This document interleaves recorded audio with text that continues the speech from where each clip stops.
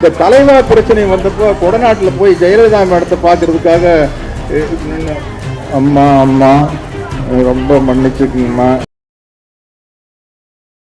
எப்படியாச்சும் எங்க தலைவா படத்தை ரிலீஸ் பண்ணி விடுங்கம்மா. நான் அது மாதிரி தான் மரியாதையா பேசுவார் அப்படின்னா ஸ்டாலின் அங்கிள் அப்படின்ட்டாரு. தாவேக தலைவரை விமர்சித்த சத்யராஜ் அவர்கள். ஆனா யோசிச்சு பாருங்க, ஸ்டாலின் அங்கிள் சொன்னாரு ஜெயலலிதா மேடத்தை ஜெயலலிதா ஆண்டின்னு சொல்லியிருந்தா என்ன ஆயிருக்கு, ஜெயலலிதா ஆண்டின்னு சொல்லியிருந்தா என்ன நடந்திருக்குங்க. கொத்து போராட்டம் எப்படி போடுவாங்க.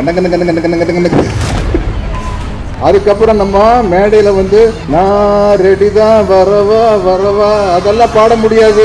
ஜெயலலிதா ஆண்டின்னு சொல்லியிருந்தீங்கன்னா நீங்க ஒரே ஒரு பாட்டு தான் இருக்குது, கொட்டப்பட்ட ரோட்டின் முட்டை போராட்டா நான் தொட்டு போராட்டா.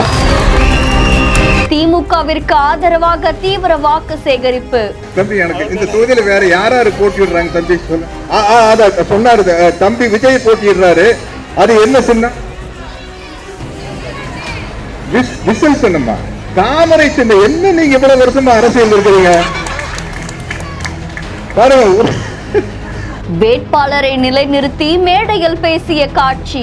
ஒரே ஒரு மேட்டர் நான் விஜய் கிட்ட சீக்கிரட்டா பேசணும், எல்லாரும் காது மூடிட்டீங்கன்னா நான் கொஞ்சம் விஜய் உங்களுக்கு பயங்கர கூட்டம் வருதுங்க, அப்படி ஒரு கூட்டத்தை நான் பார்த்ததே இல்லைங்க. நம்ம தலை அஜித் வந்தா இதை விட கூட்டம் வரும். அதிகோ நான் என்ன சொன்னேன், காதை பொத்திக்குன்னு சொன்ன. திமுக வேட்பாளருக்கு ஆதரவா நடிகர் சத்யராஜ் அவர்கள் தீவிரமா வாக்கு சேகரிச்சிருக்காங்க. அப்ப மேடையில பேசும்பொழுது தாவேக தலைவர் குறித்து பல்வேறு விமர்சனங்களை முன் வச்சிருக்காங்க. இந்த காட்சிகள் அரசியல் வட்டாரத்துல பேச பொருளாக்கி இருக்கு. சட்டப்பேரவை தேர்தல் நெருங்கிட்டு வர நிலையில பல்வேறு கட்சியினருமே தீவிரமா வாக்கு சேகரிப்புல ஈடுபட்டு வராங்க. இந்த நிலையில திமுக வேட்பாளருக்கு ஆதரவா சத்யராஜ் அவர்கள் பேசும்பொழுது தாவேக தலைவரை விமர்சித்து பேசியது சமூக வலைதளங்கள்ல வைரலா பரவிட்டு இருக்கு. இந்த செய்தி பத்தின உங்களுடைய கருத்துக்களை கமெண்ட்ல சொல்லுங்க. மேலும் செய்திகளை உடனுக்குடன் தெரிந்து கொள்ள பிஹைண்ட் நியூஸ் வாட்ஸ்அப் சேனலுடன் இணைந்திருங்கள்.